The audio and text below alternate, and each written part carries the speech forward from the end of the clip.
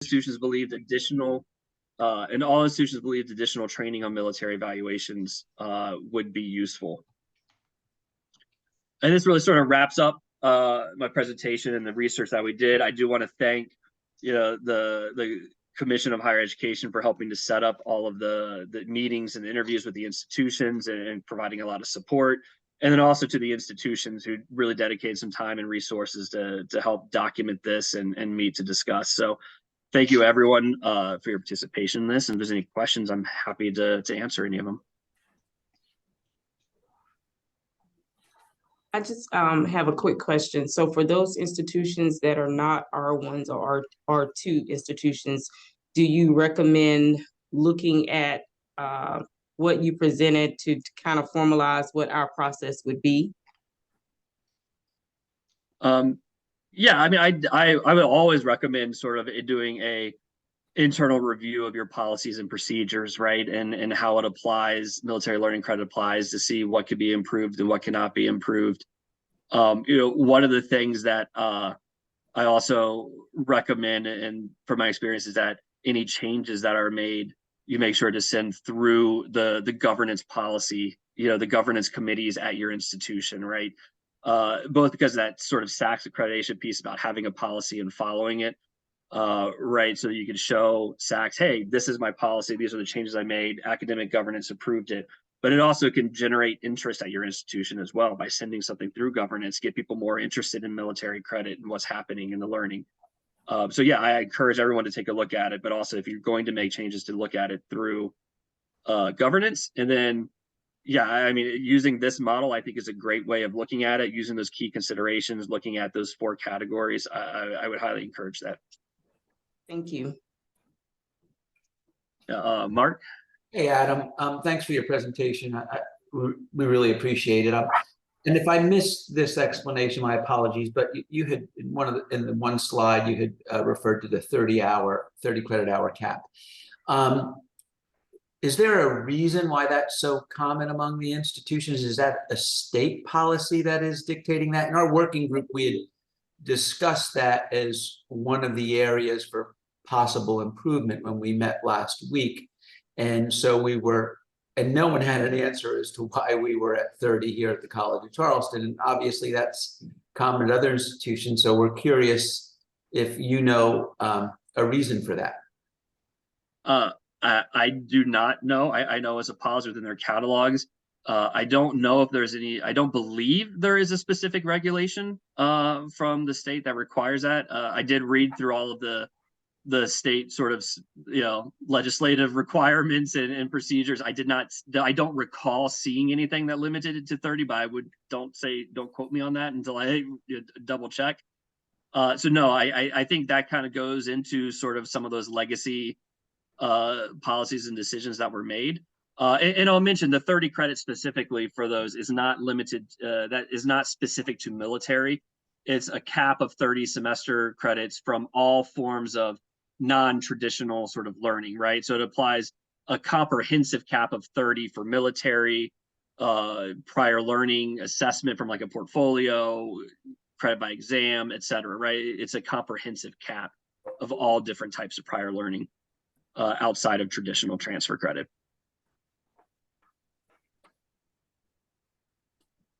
Kristen, I was going to ask you also, are you aware of any policies or regulations? I know you all are working just with transfer, and we're specifically talking about military. Are you or Nia aware of anything that's precedent to say that it has to pertain to Dr. Del Mastro's question?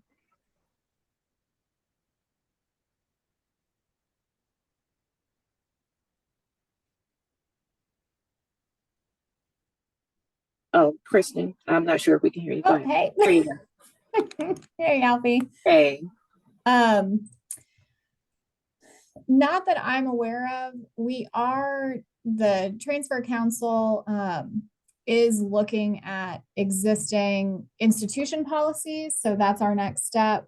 So we're coming together in the next week or so to kind of look at those institution policies, and then also what that looks like for some common course transfers. So we've got the list of 86 transferable courses, but you know, do we need to pare that down? Do we need to expand that? What does that actually mean? So I don't have a ton of information today, but will in the next couple weeks. Okay, thanks. Looking forward to hear more.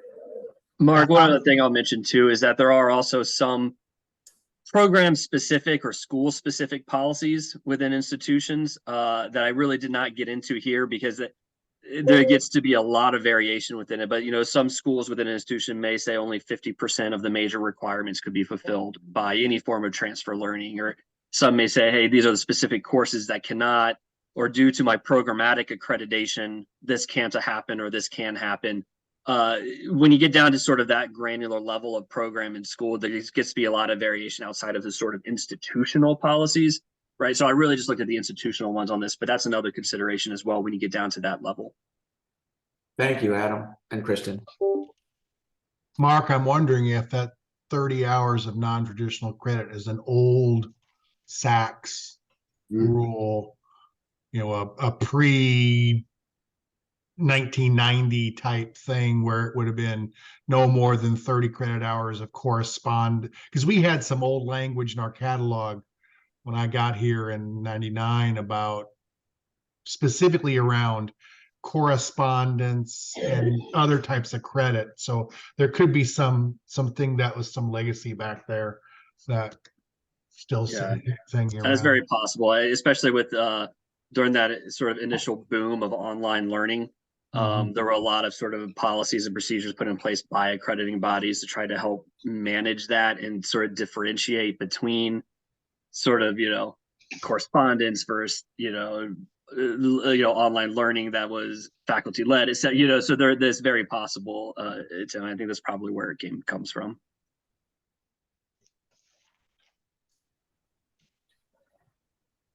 Any other questions? Definitely, this is an opportunity to ask Adam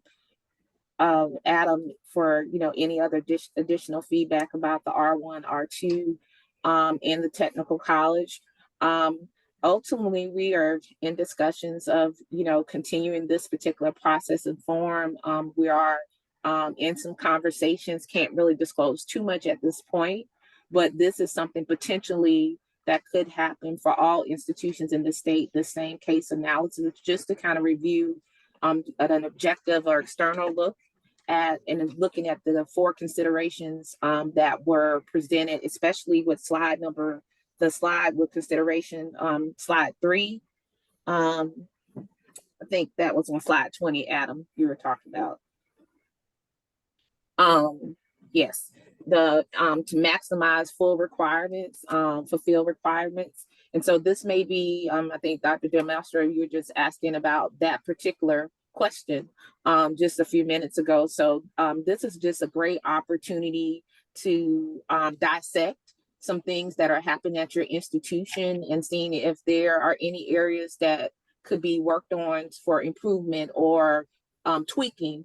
Adam did mention about legacy policies. We actually, as I mentioned earlier, we're going to be doing our roadshow, and we've been talking to some institutions that are saying we haven't reviewed this since X year, and maybe it's time for us to start reviewing this because it is legacy, or that particular faculty member that indicated that was part of the JST, or that class was evaluated, is no longer at the institution.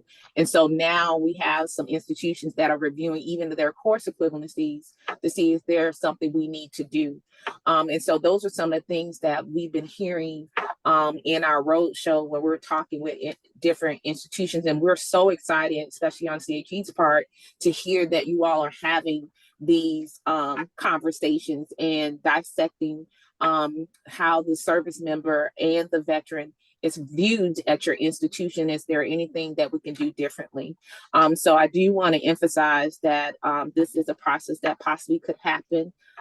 This case analysis, maybe delving a little bit more with recommendations, but this was just an overview to give this information to you all. I know that we're getting messages that some folks are having to leave the call, but I do want to give anyone else another opportunity to ask Adam any additional questions that you all may have in pertaining to this information they covered today. Hello, this is Dr. Evans at Francis Marion. Will we get a copy of this slide?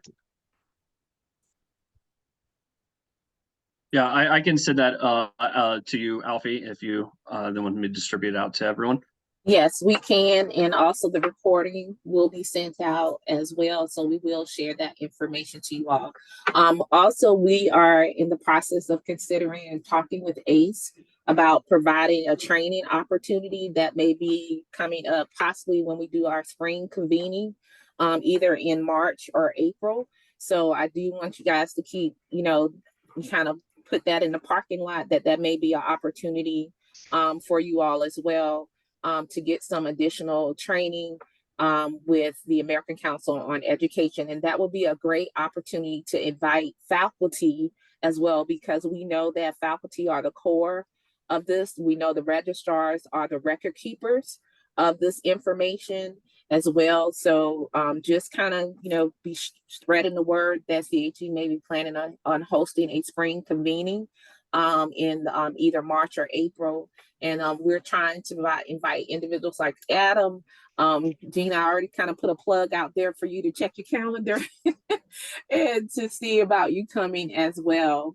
But we just wanted to make sure we kept you guys abreast. And Gina, I don't want to put you on the spot, but did you want to share anything or, some of the things that Adam had keyed on? Because Gina, Sabaya, at Minnesota State, they are actually in this process, or are one of the first institutions that have looked at mobility of credits for their service members in the state of Minnesota. Anything you wanted to share, or some feedback, Gina, that you may have saw through what Adam shared today? I don't have a lot to share, Adam. Thank you for the presentation. It's really helpful coming from a state that's been looking at this for a long time. We started in 2008 working with our faculty. And the other thing, Elfie, that you said, we are doing roadshows as well. We are doing called Credit for Prior Learning roadshows, where we're looking at all credit for prior learning, the ACE National Guide, the Military Guide, Workforce, everything you can think of. So we had one at the end of September, and then we have one at the beginning of November, and then we take a long break because nobody wants to travel in the winter, and then we'll start again in the spring. So very similar, working on some new procedures and policies that went through. So Adam, your presentation was very pertinent and very timely for me as well. Thank you. Thank you, Gina. Not to prolong the time, but does anyone else have any other comments, questions for Adam? I will say my contact information is on the screen there too. So if anybody has follow-ups or they want to reach out to me directly, feel free. I'd be happy to answer questions. Okay, someone asked a question about the PowerPoint. Yes, it'll be in, I'll be sharing that sometime today. So I'll be making sure that you get this information to you all. The recording might be in two parts because something happened with my system, so you might get two links for the recording. But great feedback. Thank you all. Not to hold you all too much longer, want to thank everybody so much for your time and energy today. I'll be sending the information out again about the meetings in November. It looks like it may be on November the 28th at 2:00, but I will definitely send a calendar invite. Please continue to invite some of your institutional work group members. We have predominantly been meeting with the main points of contact, but anyone that's on your institutional work group are welcome to attend these meetings. We were trying not to take up all the staff's time, but we definitely, if you're not able as the main point of contact to attend, please, forward the invite to one of your institutional points of contact. But I want to thank everybody so much for coming this morning. You guys have a great Tuesday. Adam, can you stay back for a minute? And we want to say thank you, everyone, and have a great remainder Tuesday. And if we don't see you all before the holidays, have a happy Thanksgiving as well. Thank you. Thank you. Thank And you. thanks to all of our institutions that participated. Thanks, Alfie. Thanks, Adam. Thank you. Thank you.